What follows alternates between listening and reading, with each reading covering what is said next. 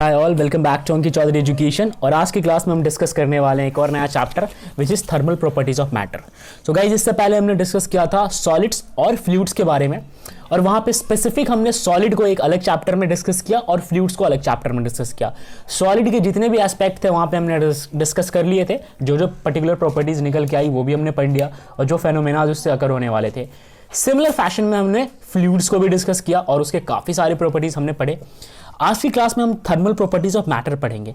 Matter specifically हर एक चीज को कंटेन करता है, यानी कि जितने भी टाइप्स होते हैं, फॉर एग्जांपल सॉलिड हो, लिक्विड और गैस और लिक्विड इकट्ठा फ्लूइड्स कहलाते हैं।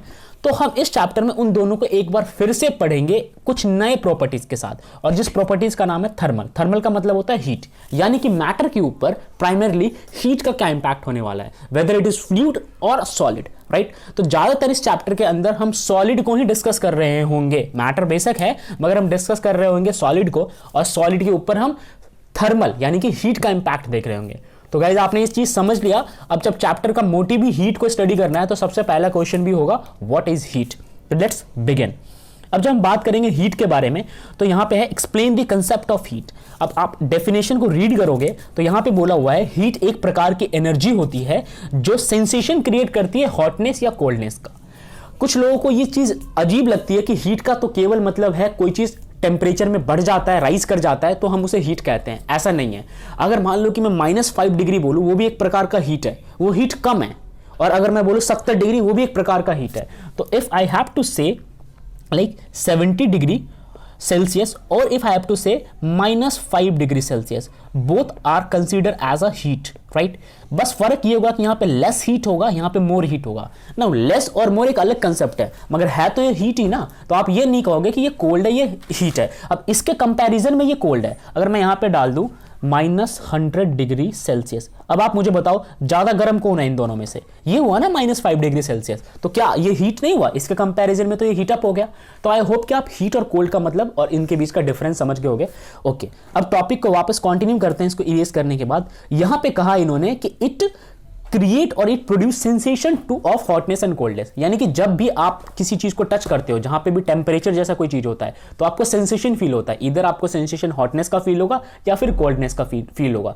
कुछ भी हो रहा हो, अल्टीमेटली आपको हीट ही समझ आ रहा है वहां पे। ओके, अब बहुत सारे एग्जांपल है, जैसे कि अगर आप किसी गर्म चीज को टच करते हो तो वहां पे जो हीट है हमारी बॉडी में फ्लो करते हुए आगे की ओर प्रोसीड कर जाती है। फॉर एग्जाम्पल, अगर आप टच करो, if we touch a piece of ice, heat flows from our body towards ice and we feel cold. होता यह है कि हमारी बॉडी से हीट जो है वो आइस की ओर चली जाती है। यानी कि हीट के बारे में एक और इंपॉर्टेंट बात होती है कि हीट जो है वो हायर पॉइंट से लोअर पॉइंट की ओर ट्रेवल करता है। तो इस जगह पे सपोज आइस है, मान लो यहाँ पे आइस के क्यूब्स डाल दो, ठीक है।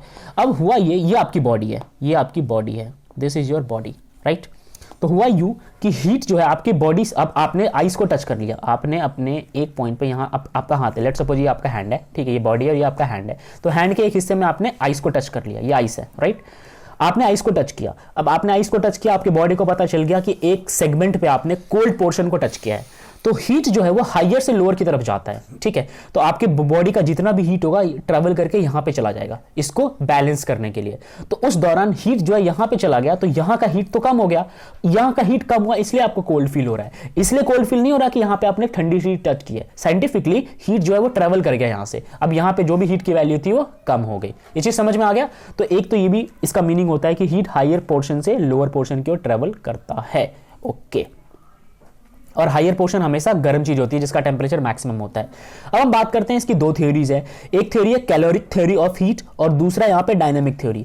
देखो, कैलोरिक थ्योरी ऑफ हीट के अंदर यह बताया गया है कि हीट जो होता है वो इनविजिबल, वेटलेस और ऑर्डरलेस फ्लूइड होता है। यस, हीट एक प्रकार का यहां पे फ्लूइड हीट को एज अ फ्लूइड डिफाइन किया गया है, यानी कि एक तरीके का ये इनविजिबल यानी कि अदृश्य, वेटलेस जिसका कोई वजन ना हो, और ऑर्डरलेस जिसमें कोई स्मेल ना हो। इस प्रकार की एक चीज होती है, एक वस्तु होती है। ओके, यहां पे बोला गया है कि when some calories added to a body its temperature rises and when some calorie is removed from a body the temperature falls down. मतलब टेम्परेचर कैलोरी एक प्रकार की वस्तु है, अगर आप इसको ऐड करोगे, एक प्रकार की वस्तु से मेरा मतलब है कैलोरी थ्योरी के अकॉर्डिंग, इनके हिसाब से कैलोरी एक चीज है, एक सब्सटेंस है।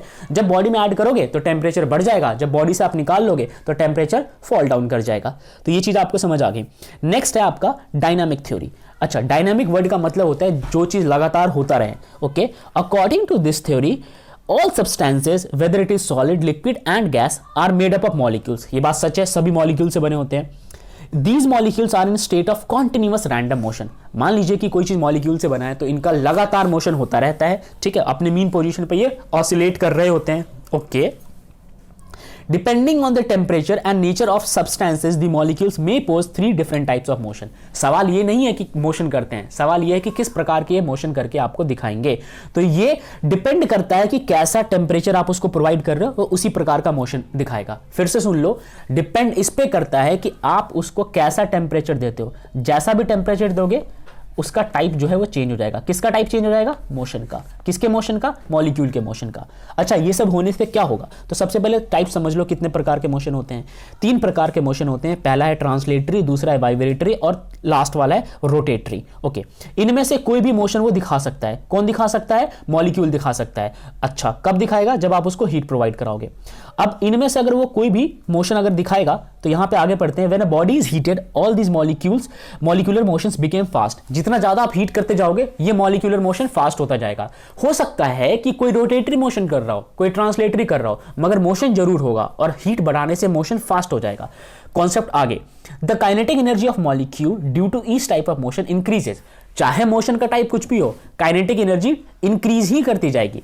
सो we can regard heat as a energy of a molecular motion which is equal to sum of total kinetic energy possessed by molecule of a body. तो हम हीट को कुछ इस प्रकार से डिफाइन कर सकते हैं कि ये एक तरीके की सम होती है टोटल मॉलिक्यूलर एनर्जी, राइट। मतलब कि हमारे पास यहां पे अगर मैं लिखूं हीट, ठीक है, तो हीट एक तरीके से जितने भी आपके मोशंस थे, चाहे वो ट्रांसलेटरी हो, चाहे वो रेक्टिलिनियर हो, चाहे वो रोटेशनल हो, चाहे वो लीनियर हो, जितने भी तरीके के मोशन होते हैं, इन सभी मोशन का एक प्रकार का सम होता है। और ये मोशन किसकी वजह से हो रहा है? क्योंकि इसके अंदर है काइनेटिक एनर्जी, राइट। तो डेफिनेशन को फिर से पढ़ते हैं एक बार।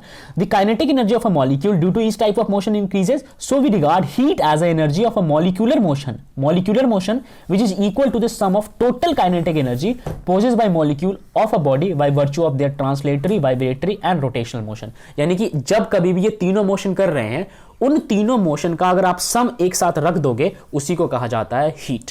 ये चीज समझ आ गई अच्छे से? ओके, नेक्स्ट क्वेश्चन डिस्कस करते हैं। यहां पे बोला है what do you mean by this statement that heat energy is transit. Okay, तो ट्रांजिट का बेसिक मतलब क्या होता है? सबसे पहले यहां पे समझते हैं। The energy associated with the configuration and random motion of the molecule in a body is called internal energy. तो दो चीजें होती है, बॉडी की अपनी भी तो कुछ एनर्जी होती है, उसके कॉन्फिगरेशन की वजह से, चाहे उसके मॉलिक्यूल्स के मीन पोजीशन पे वाइब्रेशन की वजह से, किसी भी कारण से बॉडी की जो खुद की एनर्जी होती है उसे हम कहते हैं इंटरनल एनर्जी। अच्छा, आप ध्यान देना, अभी एनर्जी के वजह से ही हीट आता है, इसलिए बार बार हमें एनर्जी के रास्ते से ये चीज पढ़ाया जा रहा है। Okay, the part of this internal energy that is transformed from one body to another body due to temperature difference between them is called heat। yes, very important। मान लो कि यार यहाँ पे आप हो, ठीक है, यहाँ पे आपका दोस्त है, आपके दोस्त को काले रंग से बनाते हैं, आपका दोस्त काला है, ठीक है, तो यार रेड वाले आप हो और आपका ये ब्लैक वाला फ्रेंड है, ठीक है। अब रेड मतलब कि किसी कोई चीज़ ज़्यादा गर्म होता है उसका सिंबलाइज करता है। तो आपकी बॉडी का temperature let suppose 20 degree Celsius और आपके काले दोस्त का टेम्परेचर है मान लो कि 5 डिग्री सेल्सियस, ठीक है।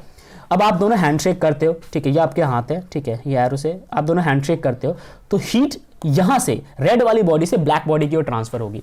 तो एक तरीके से हीट को कैसे डिफाइन किया गया? जो टेम्परेचर डिफरेंस है उसी को हम क्या कहते हैं? हीट कहते हैं। दो बॉडी के बीच के टेम्परेचर डिफरेंस को हम कहते हैं हीट। ओके, तो यहां पे आपसे बोला गया कि आप ट्रांजिट मतलब एक तरीके से ट्रांसफर हो पा रहा है, एक तरीके से फ्लो हो पा रहा है, ये चीज पूछा है हीट के बारे में। यस, हीट होता है फ्लो, और कहां से होता है? हायर टू लोअर, ये मैंने स्टार्टिंग में भी बताया था।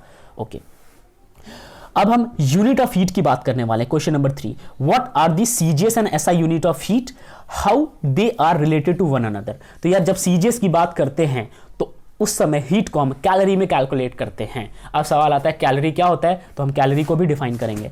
Now coming to the next slide. तो कैलोरी को आप जब डिफाइन करने की बारी आती है तो यहां पे पीछे कुछ छूट गया हमारा। Okay, 1 calorie is defined as a heat energy required